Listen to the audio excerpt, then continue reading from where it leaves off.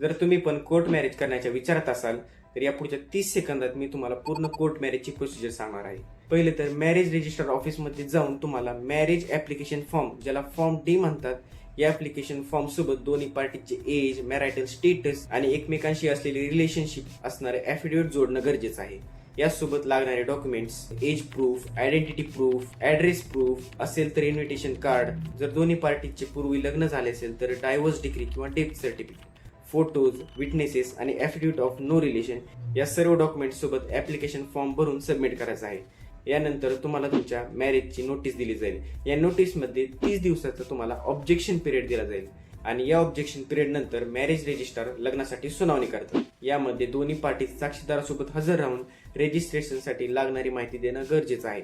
आणि या सगळ्या रिक्वायरमेंट्स पूर्ण झाल्यानंतर विवाह निबंधक तुमचं मॅरेज सर्टिफिकेट जारी करतात. तर ही होती पूर्ण कोर्ट मॅरेजची प्रोसिजर.